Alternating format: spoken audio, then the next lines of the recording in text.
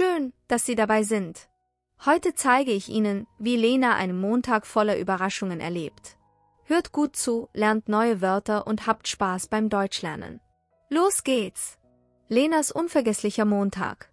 Mein Name ist Lena und ich bin 15 Jahre alt. Ich wohne in einem kleinen Dorf in der Nähe von München.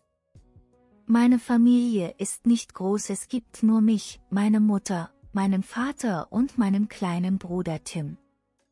Unser Haus liegt am Rande des Dorfes, direkt neben einem kleinen Wald. Jeden Morgen, wenn ich aufwache, höre ich die Vögel zwitschern und sehe die Sonne durch die Bäume scheinen. Es klingt friedlich, oder? Aber montags fühlt sich alles anders an. Montagmorgen sind die schlimmsten. Warum? Weil es bedeutet, dass das Wochenende vorbei ist und die Schule beginnt. Meine Mutter weckt mich um 6 Uhr. Es ist noch dunkel draußen, und ich möchte nichts lieber, als mich wieder in meine warme Decke zu kuscheln und weiter zu schlafen. Lena, aufstehen. Es ist Zeit für die Schule, ruft sie von unten. Langsam öffne ich die Augen und strecke mich. Mein Zimmer ist noch ruhig, aber ich weiß, dass bald das Chaos beginnt.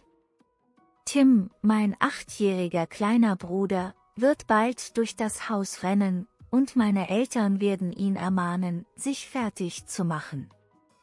Der Montag ist heran, und mit ihm der übliche Stress. Bevor ich aus dem Bett aufstehe, höre ich ein leises Miauen. Milo, rufe ich leise. Milo ist unser kleiner, grauer Kater. Er springt aufs Bett und kuschelt sich an mich. Nur noch 5 Minuten, sage ich zu ihm, aber ich weiß, dass ich nicht länger warten kann. Nach ein paar Minuten zwinge ich mich endlich aus dem Bett und gehe ins Badezimmer. Mein Gesicht sieht verschlafen aus, meine Haare sind zerzaust. Ich wasche mein Gesicht mit kaltem Wasser, um wach zu werden. Dann ziehe ich meine Schuluniform an, eine langweilige graue Hose und ein weißes Hemd. Nicht gerade modisch, denke ich, während ich in den Spiegel schaue. Unten in der Küche wartet das Frühstück auf mich. Meine Mutter hat ein paar Scheiben Toast und eine Schale Müsli vorbereitet. Guten Morgen, Lena, sagt sie lächelnd. Hast du gut geschlafen? Ich nicke nur und setze mich hin, um schnell zu essen. Ich habe keine Zeit zu verlieren, denn der Bus kommt um 7 Uhr, und ich muss noch meine Tasche packen. Tim, beeil dich, ruft mein Vater aus dem Flur.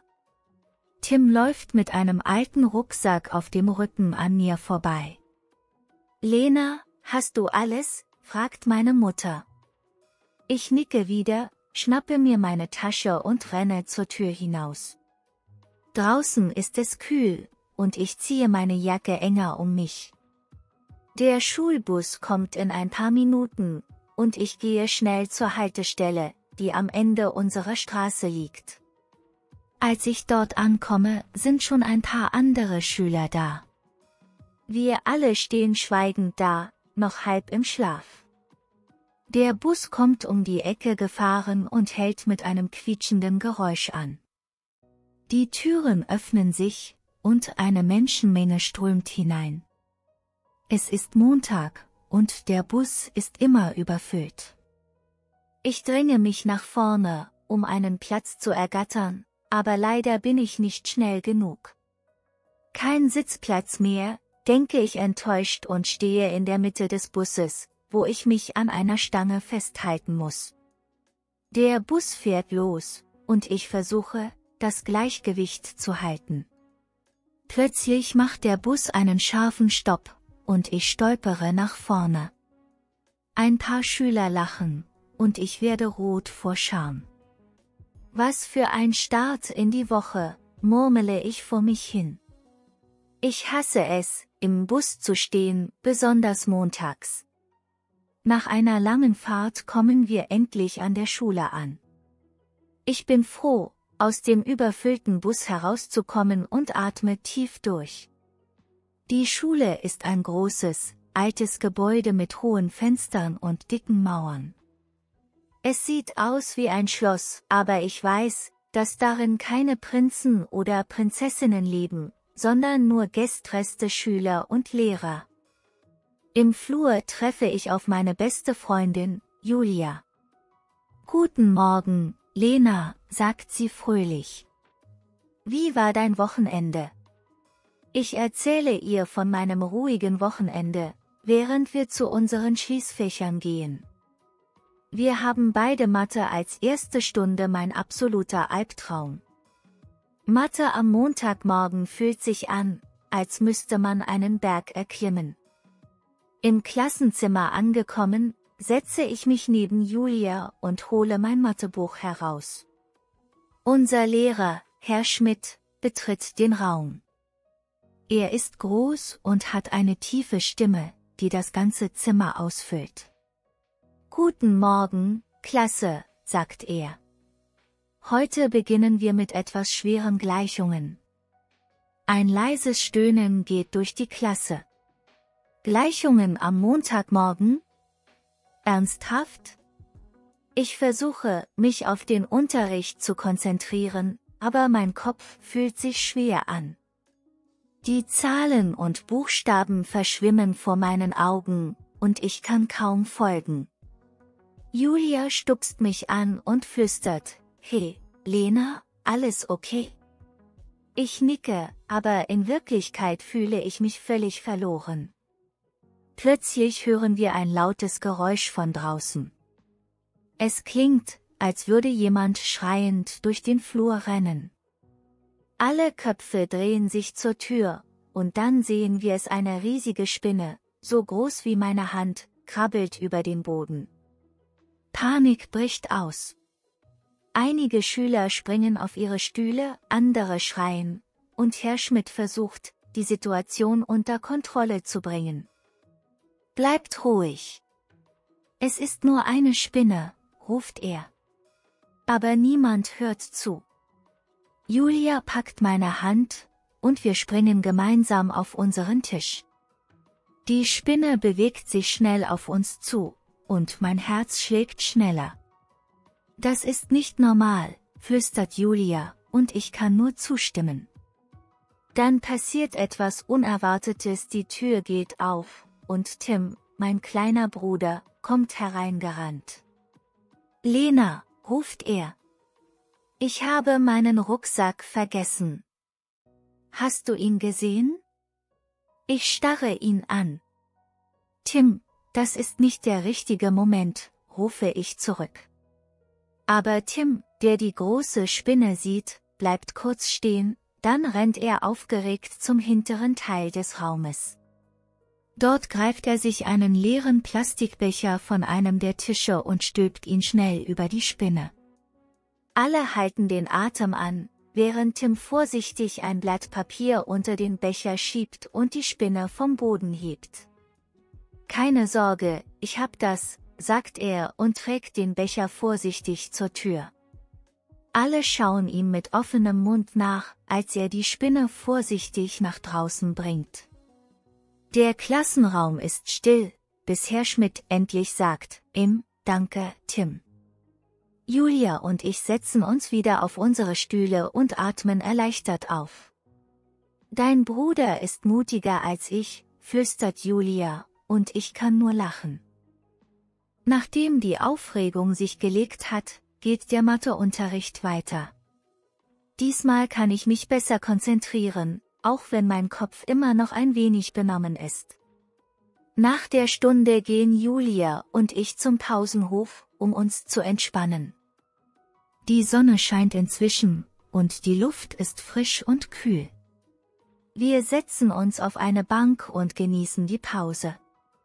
»Kannst du glauben, was gerade passiert ist?«, fragt Julia und lacht. »Dein Bruder ist ein kleiner Held.« Ich lache mit und nicke. Ja, wer hätte das gedacht? Normalerweise hat er Angst vor Spinnen und hat sogar seinen Rucksack vergessen. Aber heute war er ein echter Held. Wir lachen noch mehr, und ich fühle mich viel besser. Vielleicht ist dieser Montag doch nicht so schlecht. Die restlichen Stunden verlaufen ohne weitere Zwischenfälle, und bald ist es Zeit für den Sportunterricht. Ich mag Sport, aber montags bin ich oft zu müde. Heute habe ich jedoch das Gefühl, dass ich es schaffen kann. Wir spielen Basketball, und obwohl ich nicht besonders gut bin, habe ich Spaß. Mein Sportlehrer, Herr Meier, ermutigt uns alle, unser Bestes zu geben. Komm schon, Lena, du kannst das, ruft er, und ich gebe mir Mühe. Nach dem Sportunterricht bin ich erschöpft, aber glücklich. Es ist ein gutes Gefühl, sich bewegt zu haben, und ich freue mich darauf, nach Hause zu gehen. Als die Schulglocke endlich läutet, packe ich schnell meine Sachen und treffe Julia am Schultor. Wollen wir zusammen nach Hause gehen, fragt sie. Ich nicke und wir machen uns auf den Weg. Auf dem Weg nach Hause reden wir über den Tag und lachen über die lustigen Momente. Es ist erstaunlich, wie sich der Tag gewendet hat von einem müden, trüben Montagmorgen zu einem Tag voller Überraschungen und Lachen. Als wir an meiner Haustür ankommen, verabschiede ich mich von Julia und gehe ins Haus. Zu Hause erwartet mich meine Mutter mit einem Lächeln. Wie war dein Tag, Lena? Fragt sie. Ich erzähle ihr von der riesigen Spinne, Tims Heldentat und dem Basketballspiel. Sie lacht und sagt, siehst du, manchmal können selbst die schlimmsten Tage gut enden. Ich nicke und gehe in mein Zimmer. Während ich meine Hausaufgaben mache, denke ich darüber nach, wie sich der Tag entwickelt hat. Es war nicht der beste Montag aller Zeiten, aber es war definitiv einer, den ich nicht vergessen werde. Und vielleicht sind montags gar nicht so schlimm, wie ich immer dachte. Mein kleiner Bruder hat mir heute eine wichtige Lektion erteilt. Mut kann überall und bei jedem entstehen, auch wenn es unerwartet ist. Als ich ins Bett gehe, denke ich an die Worte meiner Mutter. Nach Montag wird die Woche besser. Vielleicht hat sie recht. Und mit diesem Gedanken schlafe ich ein, bereit für den nächsten Tag und die nächsten Abenteuer, die er bringen mag. Montags mögen schwer sein, aber sie bringen oft die besten Geschichten mit sich. Hallo und herzlich willkommen. Heute lernen wir Deutsch mit der Geschichte Eine Woche mit Sophie. Begleitet Sophie durch ihre Woche voller kleiner Abenteuer und alltäglicher Herausforderungen. Hört gut zu, lernt neue Wörter und habt Spaß beim Deutschlernen. Los geht's! Eine Woche mit Sophie. Mein Name ist Sophie und ich lebe in einer charmanten Kleinstadt im Süden Deutschlands. Meine Wohnung befindet sich im 3. Stock eines alten, gemütlichen Mehrfamilienhauses, umgeben von hübschen Gärten und alten Bäumen. Die Nachbarschaft ist ruhig und freundlich, und ich kenne viele meiner Nachbarn seit Jahren. Besonders gern mag ich Frau Müller, die im Erdgeschoss wohnt und immer einen warmen Tee für mich bereithält, wenn ich von der Arbeit nach Hause komme. Es war Montagmorgen, als mein Wecker mich um 5 Uhr aus dem Schlaf riss.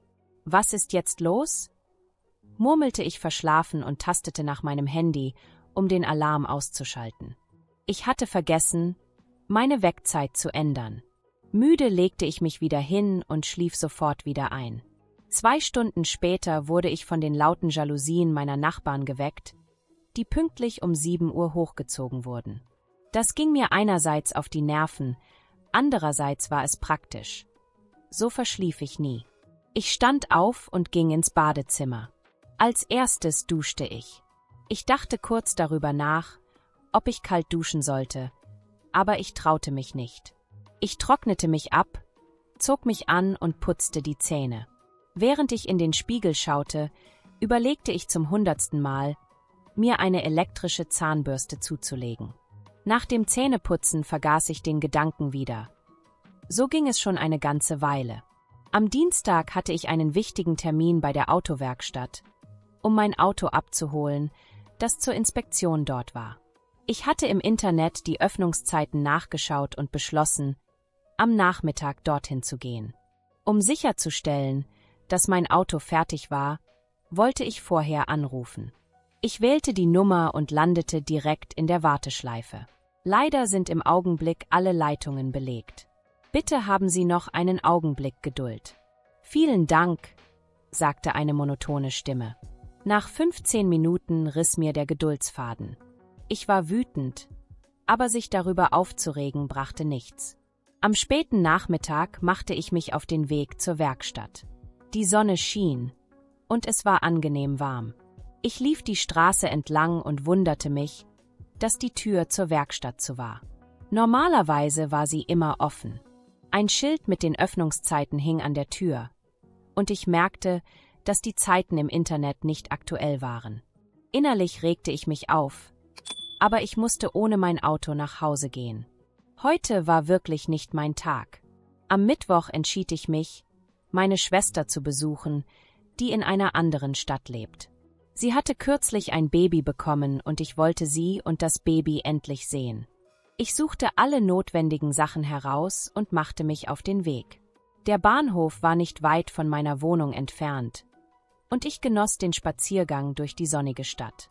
Im Zug angekommen, wurde ich freundlich von einem Schaffner begrüßt, der mir half, meinen Sitzplatz zu finden. Die Fahrt verlief reibungslos und ich konnte die Landschaft genießen.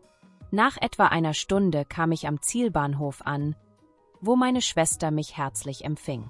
Der Tag mit ihr und dem Baby war wunderbar und ich war froh, sie besucht zu haben. Am Donnerstag hatte ich einen freien Tag und entschied mich, mal wieder joggen zu gehen. Ich zog meine Sportkleidung an und schnürte meine Laufschuhe. Der Himmel war bewölkt und es nieselte leicht. Perfektes Laufwetter für mich. Ich lief durch den Park und genoss die frische Luft. Plötzlich hörte ich Schritte hinter mir und ein fitter älterer Herr überholte mich in schnellem Tempo. Es motivierte mich, mein Tempo zu erhöhen und weiterzulaufen. Nach einer halben Stunde war ich erschöpft und brauchte eine Erfrischung. In der Ferne sah ich einen kleinen Bach, der durch den Park floss. Ich lief dorthin und spritzte mir etwas Wasser ins Gesicht. Das kühle Wasser erfrischte mich, und ich fühlte mich wieder fit genug, um den Rest der Strecke zu laufen. Freitagmorgen öffnete ich meinen Kühlschrank und stellte fest, dass ich dringend einkaufen musste. Ich beschloss, zum Wochenmarkt zu gehen, um frische Lebensmittel zu kaufen. Mit meinem Fahrrad fuhr ich los, doch nach ein paar Metern merkte ich, dass etwas nicht stimmte. Der Hinterreifen war platt. Wie kann das sein? Fragte ich mich. Das letzte Mal, als ich das Rad benutzt hatte, war noch alles in Ordnung. Ich schob das Rad zurück ins Haus und suchte fieberhaft nach einer Luftpumpe. Nachdem ich sie gefunden hatte, pumpte ich den Reifen auf und machte mich erneut auf den Weg. Der Markt war nicht weit entfernt, und ich genoss die Fahrt durch die Stadt. Auf dem Markt kaufte ich frisches Gemüse, Obst und einige regionale Spezialitäten. Zufrieden fuhr ich nach Hause und freute mich auf das Kochen am Wochenende. Am Samstag beschloss ich, einen Ausflug in den nahegelegenen Wald zu machen. Ich packte einen kleinen Rucksack mit Wasser und Snacks und zog meine Wanderschuhe an. Der Wald war nicht weit von meinem Zuhause entfernt, und ich freute mich auf die Ruhe und die Natur. Der Weg führte mich durch dichte Bäume und entlang eines kleinen Flusses. Die Vögel sangen, und die Luft war frisch und sauber. Während ich durch den Wald wanderte, stieß ich auf eine kleine Lichtung. In der Mitte der Lichtung stand ein alter Baum, der von einem Blitz getroffen worden war. Die Rinde war schwarz verbrannt, und ein Teil des Baumes war gespalten. Es sah beeindruckend aus, und ich blieb stehen, um ein paar Fotos zu machen. Plötzlich hörte ich ein Geräusch hinter mir. Es war ein Reh, das neugierig aus dem Gebüsch schaute. Wir standen eine Weile da und beobachteten einander, bevor es langsam wieder im Wald verschwand. Als ich am Abend nach Hause kam, war ich müde, aber glücklich. Der Ausflug in den Wald hatte mir gut getan, und ich fühlte mich erfrischt und entspannt. Ich beschloss, den Abend mit einem guten Buch und einer Tasse Tee zu verbringen. Am Sonntag konnte ich mich endlich meinem neuen Projekt widmen. einem Blog, auf dem ich meine Erlebnisse und Geschichten teilen wollte. Ich setzte mich an meinen Schreibtisch, öffnete meinen Laptop und begann zu schreiben. Die Ideen sprudelten nur so aus mir heraus, und ich war begeistert, wie schnell sich alles entwickelte. Nach dieser ereignisreichen Woche war ich froh, dass ich alles geschafft hatte. Die täglichen Herausforderungen hatten mich stärker und geduldiger gemacht. Trotz der kleinen Probleme und Überraschungen hatte ich gelernt, ruhig zu bleiben und Lösungen zu finden. Ich war gespannt auf die nächste Woche und die neuen Abenteuer, die sie bringen würde. Bis dahin würde ich mich aber erst einmal entspannen und mein Wochenende genießen. Heute lernen wir Deutsch mit der Geschichte Ein kaltes Erwachen. Hört gut zu, entdeckt neue Wörter und habt Spaß. Los geht's. Ein kaltes Erwachen. Als ich aus dem Flugzeug stieg, traf mich sofort die kalte Luft ins Gesicht. Der Wechsel von der warmen Sonne Spaniens zur kalten, nassen Luft Deutschlands war ein echter Schock. Es war nicht nur die Kälte, die mir zu schaffen machte, sondern auch das Gefühl, dass etwas Schönes zu Ende gegangen war.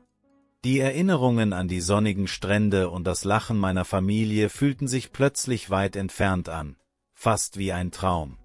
Ich zog meinen Mantel enger um mich und ging durch die graue, regnerische Welt, die mich wieder willkommen hieß. Etwas fühlte sich anders an, aber ich konnte nicht genau sagen, was es war. Es war nicht nur die Kälte, es war ein Gefühl der Leere. Am nächsten Morgen wachte ich mit Kopfschmerzen und einem kratzenden Hals auf. Meine Energie war bei Null. Früher hätte ich einfach meine Mutter gefragt, was ich tun soll, aber jetzt musste ich das alleine hinkriegen. Na super, jetzt auch noch eine Erkältung, murmelte ich, während ich nach einem Taschentuch griff. Aber einfach nur herumliegen und sich schlecht fühlen? Das macht es doch nur schlimmer. Also dachte ich mir, ich gehe ein bisschen raus, frische Luft tut immer gut, oder? Ich ging also raus, und es war so kalt. Der Himmel war grau, es nieselte, und meine Füße platschten über die nassen Straßen. Meine Gedanken wanderten immer wieder zurück nach Spanien. Die Sonne, das Lachen, die Wärme. Fühlt ihr das auch manchmal so? Diese Sehnsucht nach etwas, das so weit weg scheint, als ob es fast nie passiert wäre. Aber ich vermisse es sehr. Plötzlich hörte ich ein leises Winseln. Ich schaute mich um und sah einen kleinen Hund in einem Gebüsch sitzen, total durchnässt. Der arme Kerl zitterte, und seine großen Augen schauten mich traurig an. Was hätte ich da anderes tun sollen? Natürlich ging ich zu ihm, sprach beruhigend auf ihn ein. »Hey, Kleiner, was machst du denn hier ganz allein?« sagte ich leise und kniete mich hin. Er ließ sich streicheln, und ich merkte, wie sich etwas in mir entspannte. Das erste Mal seit meiner Rückkehr fühlte ich mich nicht mehr so verloren. Dieser kleine Hund hatte etwas geschafft, was sonst niemand konnte. Er brachte etwas Wärme in diesen grauen Tag. Also nahm ich ihn mit nach Hause. Ich meine, ich konnte ihn doch nicht einfach dalassen, oder? Zu Hause trocknete ich ihn ab und gab ihm etwas zu essen. Seine nassen Pfoten hinterließen überall Flecken, aber wisst ihr was? Das war mir egal. Er sah mich an, immer noch ein bisschen ängstlich, aber ich sah auch Dankbarkeit. Ich schaute mir sein Halsband an. Bruno stand da. »Na, Bruno, jetzt bist du erstmal hier sicher«, sagte ich zu ihm und lächelte. Es fühlte sich gut an, nicht mehr allein zu sein, auch wenn es nur für eine Weile war. Natürlich wusste ich, dass Bruno jemanden hatte, der ihn vermisste. Ich fragte die Nachbarn und stellte auch eine Anzeige ins Internet. Und tatsächlich, am Nachmittag klopfte es an meiner Tür, und ein älterer Mann stand da. Seine Augen leuchteten, als er Bruno sah. »Das ist mein Bruno«, rief er erleichtert. Der Hund sprang sofort auf, rannte zu ihm, und es war so schön, diese Wiedersehensfreude zu sehen. Der Mann dankte mir immer wieder und streichelte Bruno. Ich fühlte eine Mischung aus Freude und Wehmut, es war schön, Bruno hier zu haben, aber er gehörte natürlich zu seinem Herrchen. »Er ist wirklich ein guter Hund«, sagte ich, als sie gingen. Und das meinte ich auch. Jetzt war es wieder still in meiner Wohnung. Aber diesmal fühlte sich die Stille anders an, nicht mehr so bedrückend, eher friedlich. Ich hatte Bruno geholfen, und das hatte mir auch etwas zurückgegeben. Manchmal reicht eine kleine gute Tat aus, um den Tag ein bisschen heller zu machen, oder? Natürlich war ich immer noch krank. Also ging ich zur Apotheke. Dort sagte ich der Apothekerin: Ich habe Kopfschmerzen, Husten, meine Nase läuft ständig, und ich habe Gliederschmerzen. Meine Arme und Beine tun mir weh. Die Apothekerin lächelte mich freundlich an. Sie brauchen einfach etwas Ruhe, sagte sie und reichte mir Kräutertee, Nasenspray und Vitamin-C-Tabletten. Das wird Ihnen helfen. Zu Hause machte ich mir den Tee, kuschelte mich in eine Decke und setzte mich aufs Sofa. Plötzlich klopfte es an der Tür. Es war Frau Müller, meine Nachbarin. Sie hatte eine dampfende Schüssel Suppe in der Hand. Ich habe Sie husten gehört. Vielleicht hilft Ihnen diese Suppe, sagte sie und lächelte. Ich war wirklich gerührt. Vielen Dank, Frau Müller, sagte ich, und es fiel mir fast schwer, die richtigen Worte zu finden. Wir saßen am Küchentisch, tranken Tee, und Frau Müller erzählte mir Geschichten von früher. Sie sprach darüber, wie sie sich um ihre Kinder gekümmert hatte, wenn sie krank waren. Es erinnerte mich so sehr an meine eigene Mutter, und plötzlich fühlte sich alles etwas wärmer an. Kennt ihr das?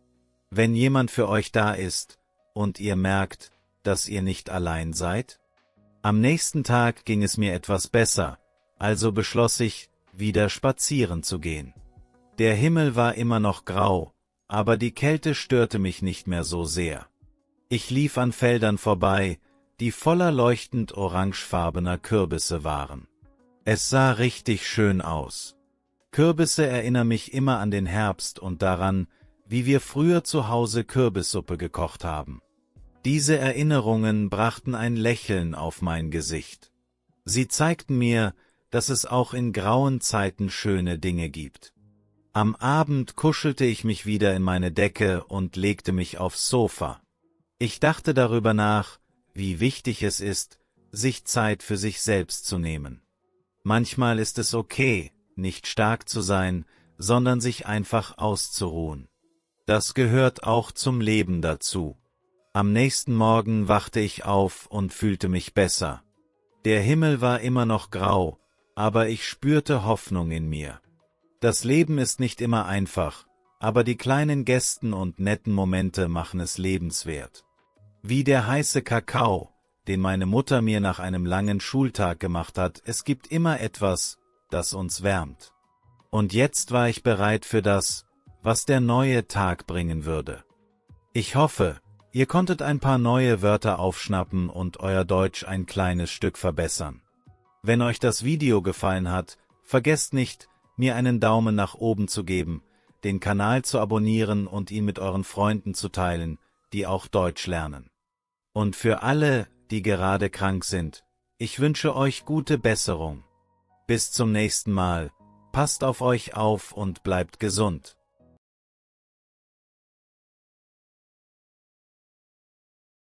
Hallo und willkommen zu Lenas Reise durch die Zeit. Heute werden wir in die Erinnerungen von Lena eintauchen und ihre Geschichte erleben. Viel Spaß beim Zuhören und Lernen. Lenas Reise durch die Zeit. Ich heiße Lena. Als Kind dachte ich oft, dass ich nie erwachsen werden würde. Die Zeit schien damals so langsam zu vergehen. Ich hatte endlos viel Zeit zum Spielen, Fahrradfahren und Verstecken. Die Tage schienen ewig zu dauern. Jetzt, als Erwachsene, frage ich mich oft, wo all die Jahre geblieben sind. Die Zeit rennt regelrecht davon. Mein Heimatdorf war ein idyllischer Ort mit alten Fachwerkhäusern und einem großen Marktplatz, wo jeden Samstag ein Wochenmarkt stattfand. Unsere Familie wohnte in einem gemütlichen Haus mit einem großen Garten. Dort erlebten meine Freunde und ich viele Abenteuer. Einer meiner besten Freunde war Tom. Wir kannten uns seit dem Kindergarten und waren unzertrennlich. Tom war immer ein bisschen wilder und abenteuerlustiger als ich. Er hatte eine riesige Fantasie und konnte aus jedem kleinen Ding ein großes Abenteuer machen. Wir verbrachten Stunden damit, in den Wäldern um unser Dorf herumzuspielen und stellten uns vor, wir wären Entdecker in einem fernen Land. Eine weitere große Leidenschaft von Tom und mir war Fußball. Wir spielten oft auf dem Dorfplatz und träumten davon, eines Tages in großen Stadien zu spielen. Auch Anna gehörte zu unserem engen Freundeskreis. Sie war immer diejenige, die für Ordnung sorgte und sicherstellte, dass wir uns nicht in Schwierigkeiten brachten. Ihre Familie betrieb eine kleine Bäckerei am Marktplatz, und oft saßen wir nach der Schule bei ihr und aßen frische Brötchen. Die Zeit verging und wir wurden älter.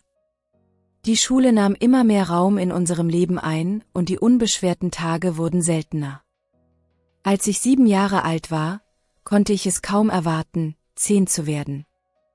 Und als ich 10 war, wollte ich unbedingt 13 sein.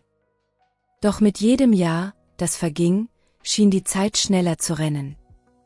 Jetzt, als Erwachsene, schaue ich oft auf diese Zeit zurück und wünschte, ich hätte sie mehr geschätzt. Das Leben hat sich verändert, und die Tage scheinen im Flug zu vergehen. Ich arbeite in einem Büro in der Stadt und habe kaum noch Zeit für die Dinge, die mir als Kind so viel Freude bereitet haben. Eines Tages, als ich in meinem Büro saß und über meine Kindheit nachdachte, beschloss ich, meinen alten Freunden einen Besuch abzustatten. Es war schon lange her, seit wir uns das letzte Mal gesehen hatten. Ich rief Tom an und schlug vor, dass wir uns am kommenden Wochenende treffen, um zusammen ein Spiel der Europameisterschaft zu schauen. Er war begeistert von der Idee, und auch Anna stimmte sofort zu. Am Samstagmorgen machte ich mich auf den Weg in mein Heimatdorf. Es fühlte sich seltsam an, wieder dort zu sein. Vieles hatte sich verändert, aber einiges war auch gleich geblieben. Der Marktplatz war noch immer der zentrale Treffpunkt, und die alte Bäckerei von Annas Familie stand noch immer an derselben Stelle. Tom, Anna und ich trafen uns in einem kleinen Café am Marktplatz. Es war, als wäre keine Zeit vergangen. Wir lachten über alte Zeiten und erzählten uns, was in den letzten Jahren passiert war. Tom war mittlerweile verheiratet und hatte 2 Kinder. Er arbeitete als Lehrer an der örtlichen Schule.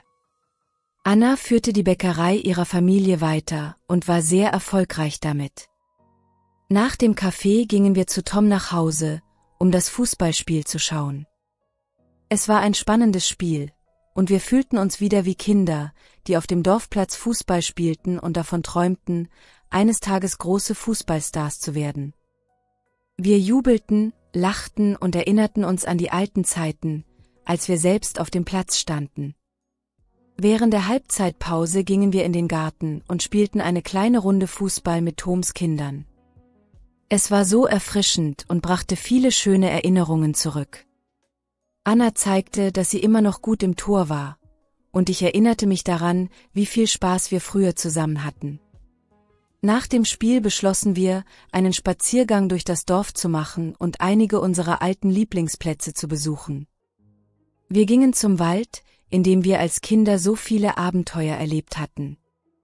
Die Bäume waren gewachsen, aber die Magie des Ortes war noch immer spürbar. Während unseres Spaziergangs sprachen wir über die Veränderungen in unserem Leben und darüber, wie schnell die Zeit vergeht. Tom erzählte, wie er oft das Gefühl hatte, dass ihm die Zeit davonlief.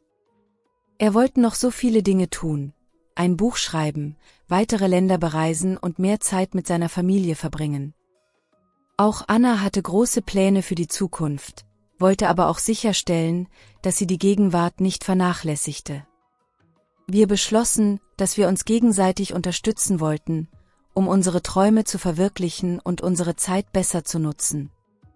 Wir machten Pläne für regelmäßige Treffen und Aktivitäten, die uns Freude bereiteten und uns näher zusammenbrachten. Dazu gehörte auch, regelmäßig Fußballspiele zusammen anzuschauen und vielleicht sogar wieder selbst auf dem Dorfplatz zu spielen. Ein paar Wochen später trafen wir uns erneut, diesmal bei Anna in der Bäckerei. Wir halfen ihr, neue Rezepte auszuprobieren und hatten viel Spaß dabei. Tom brachte seine Kinder mit, und es war schön zu sehen, wie sie im Garten spielten, genau wie wir es früher getan hatten. Es erinnerte mich daran, wie wichtig es ist, sich Zeit für die wirklich wichtigen Dinge im Leben zu nehmen. Die Zeit verging, und unsere Treffen wurden zu einer regelmäßigen Tradition. Wir unternahmen gemeinsam Ausflüge, besuchten Museen und gingen wandern. Jedes Mal fühlte ich mich lebendig und glücklich. Diese Momente waren wertvoll, und ich wusste, dass ich die richtige Entscheidung getroffen hatte, wieder mehr Zeit mit meinen Freunden zu verbringen. Eines Abends, nach einem besonders schönen Tag zusammen, saß ich in meinem Wohnzimmer und dachte über die letzten Monate nach. Ich fühlte mich erfüllt und zufrieden. Ich hatte gelernt, meine Zeit besser zu nutzen und mich auf die Dinge zu konzentrieren, die mir wirklich wichtig waren. Die Worte von Seneca kamen mir in den Sinn. Es ist nicht zu wenig Zeit, die wir haben, sondern es ist zu viel Zeit, die wir nicht nutzen. Diese Erkenntnis hatte mein Leben verändert. Ich wusste, dass ich noch viele Träume und Ziele hatte, aber ich hatte auch gelernt, die Reise zu genießen. Ich würde weiterhin hart arbeiten, um meine Träume zu verwirklichen, aber ich würde auch sicherstellen, dass ich die Menschen und Momente schätzte, die mein Leben bereicherten. Die Zeit wird immer weiter rennen, das lässt sich nicht ändern. Aber ich kann entscheiden, wie ich diese Zeit nutze. Ich kann meine Prioritäten setzen und sicherstellen, dass ich meine Zeit nicht verschwende. Mit diesem Wissen und der Unterstützung meiner Freunde bin ich bereit, die Herausforderungen des Lebens anzunehmen und das Beste daraus zu machen. Laura zog vor 7 Jahren nach München, um ihre erste Arbeitsstelle nach dem Studium anzutreten. Diese Geschichte erzählt von ihrem mutigen Schritt, alles hinter sich zu lassen, um ihre wahre Bestimmung zu finden. Viel Spaß beim Zuhören und Lernen. Lauras Weg zur Selbstfindung. Vor 7 Jahren zog ich nach München. Die Stadt war für mich neu und aufregend, ein Ort voller Möglichkeiten. Meine Eltern und Freunde blieben in meiner Heimatstadt zurück, und ich begann mein neues Leben allein. Ich hatte gerade mein Studium abgeschlossen und war bereit für meinen ersten Job. Voller Hoffnung und Enthusiasmus stand ich vor einem neuen Kapitel meines Lebens. Meine erste Wohnung in München war klein und bescheiden. Ich lebte in einem kleinen Zimmer, das kaum Platz für meine Sachen bot. Neben meinem Zimmer war die Gemeinschaftsküche, in der sich oft die anderen Mieter trafen. Das Leben dort war laut und hektisch, besonders nachts, wenn die Partys begannen. Die Geräusche von Musik und Gelächter drangen durch die dünnen Wände, was es mir schwer machte, zu schlafen. Ich kannte niemanden in der Stadt und fühlte mich oft einsam. Doch ich hatte eine Mission. Ich wollte meine Karriere starten und meinen Platz in der Welt finden. Mein erster Job war in einer kleinen Firma im Herzen von München. Es war eine aufregende Zeit, aber auch herausfordernd. Ich musste mich in der neuen Umgebung zurechtfinden und gleichzeitig in meinem Job beweisen. Nach einigen Monaten intensiver Vorbereitung hatte ich endlich mehrere Jobangebote. Ich hatte viele Bewerbungsgespräche geführt und war stolz auf meine Leistungen. Doch trotz der Erfolge fühlte ich mich nicht glücklich. Die Arbeit erfüllte mich nicht und ich fragte mich oft, ob das wirklich der richtige Weg für mich war. Ich begann, mich immer mehr zu hinterfragen. Mein Alltag wurde von Unsicherheiten und Zweifeln überschattet. Eines Tages kam es dann zum Wendepunkt. Ich verlor meinen Job, weil das Unternehmen finanzielle Probleme hatte und Stellen abbauen musste. Dieser Verlust traf mich hart und brachte mich in eine tiefe persönliche Krise. Ich fühlte mich verloren und wusste nicht, wie es weitergehen sollte. In den nächsten Wochen verbrachte ich viel Zeit damit, über mein Leben nachzudenken. Ich war unglücklich und fühlte mich gefangen in einer Situation, die ich nicht mehr kontrollieren konnte. Die lauten Partys in meiner Wohnung, die Einsamkeit und die Unsicherheit über meine Zukunft setzten mir zu. Eines Nachts, als die Partys wieder besonders laut waren, beschloss ich, dass es so nicht weitergehen konnte. Ich musste etwas ändern, um meine innere Zufriedenheit zu finden. Ich beschloss, alles hinter mir zu lassen und herauszufinden, wer ich wirklich bin und was ich im Leben erreichen möchte. Der erste Schritt war, meine Sachen zu packen und die Wohnung zu verlassen. Ich wusste, dass dies ein mutiger und riskanter Schritt war, aber ich fühlte mich erleichtert und befreit. Ich nahm nur das Nötigste mit und ließ den Rest zurück. Ich beschloss, durch Deutschland zu reisen und verschiedene Städte und Kulturen kennenzulernen. Ich wollte neue Menschen treffen, neue Erfahrungen machen und herausfinden, was mich wirklich glücklich macht. Die Reise begann in Berlin, wo ich Freunde besuchte und mich inspirieren ließ. Von dort aus ging es weiter nach Hamburg, Köln und schließlich zurück nach München. Auf meiner Reise lernte ich viele interessante Menschen kennen, die mir halfen, meinen Weg zu finden. Ich begann, Tagebuch zu führen und meine Gedanken und Erfahrungen aufzuschreiben. Diese Reflexion half mir, Klarheit über meine Ziele und Wünsche zu gewinnen. Ich entdeckte, dass ich eine Leidenschaft für das Schreiben und das Erzählen von Geschichten hatte. Ich beschloss, einen Blog zu starten, um meine Erfahrungen und Erkenntnisse mit anderen zu teilen. Der Blog wurde schnell populär und ich erhielt viel positives Feedback von meinen Lesern. Dies gab mir das Selbstvertrauen, weiterzumachen und meine Träume zu verfolgen. Nach einigen Monaten kehrte ich nach München zurück, aber diesmal mit einem neuen Ziel und einer klaren Vision. Ich mietete eine neue Wohnung, die ruhig und gemütlich war. Die lauten Partys und die Unzufriedenheit waren Vergangenheit. Ich konzentrierte mich auf meinen Blog und begann, Geschichten und Artikel zu schreiben, die anderen Menschen halfen, ihre eigenen Herausforderungen zu meistern. Durch diese Erfahrung hatte ich gelernt, dass es wichtig ist, auf sein Herz zu hören und den Mut zu haben, Veränderungen vorzunehmen. Die Reise und die neuen Erfahrungen hatten mich zu einem stärkeren und selbstbewussteren Menschen gemacht. Heute bin ich glücklich und zufrieden mit meinem Leben. Ich habe meinen Weg gefunden und helfe nun anderen, ihren eigenen zu finden. Die Geschichte meines Umzugs nach München und die Herausforderungen, die ich gemeistert habe, sind ein wichtiger Teil meines Lebens geworden. Sie erinnern mich daran, dass es nie zu spät ist, einen Neuanfang zu wagen und seine Träume zu verwirklichen. Diese Geschichte zeigt, dass es möglich ist, aus schwierigen Situationen gestärkt hervorzugehen und sein Leben zum Besseren zu verändern. Für alle, die Deutsch lernen und mehr über deutsche Geschichten erfahren möchten, hoffe ich, dass meine Erfahrungen eine Inspiration sind. Unser Thema heute: Jonas' Abenteuer in New York. Diese Geschichte handelt von Jonas und seinem spannenden Urlaub in New York. Viel Spaß beim Zuhören und Lernen. Jonas' Abenteuer in New York. Hallo, ich bin Jonas. Vor einem Jahr habe ich die aufregendste Reise meines Lebens gemacht. Ich war 25 Jahre alt, hatte gerade mein Studium abgeschlossen und wollte die Welt sehen, bevor ich ins Berufsleben starte. Meine Mutter hatte die Idee, dass wir unsere Ferien in New York verbringen könnten, um ihren Cousin Paul und seine Familie zu besuchen. Die Reise war ein großes Abenteuer für mich, denn ich hatte bisher nur kleine Städte in Deutschland gesehen. Als wir in New York ankamen, war es 11:30 Uhr abends.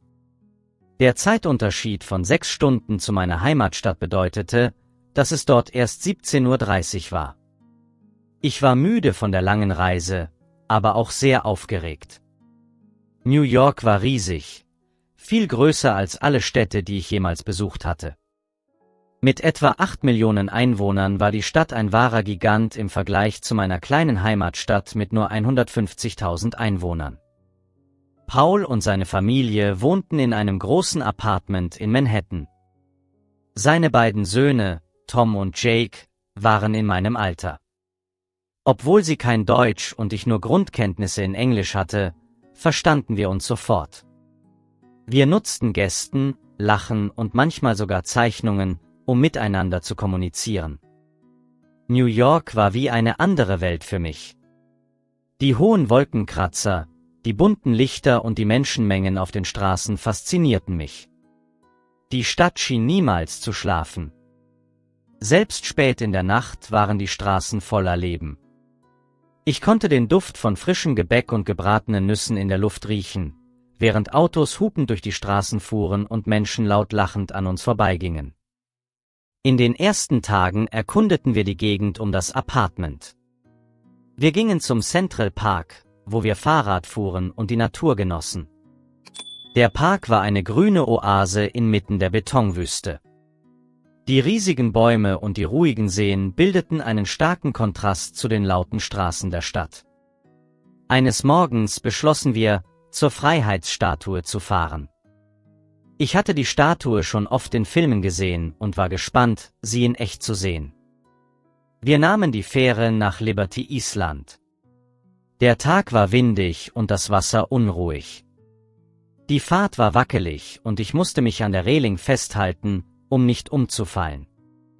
Mir wurde übel und ich hatte das Gefühl, dass mein Magen sich umdrehen würde. Trotzdem war ich entschlossen, die Statue zu sehen. Als wir auf Liberty Island ankamen, war ich überwältigt von der Größe der Freiheitsstatue.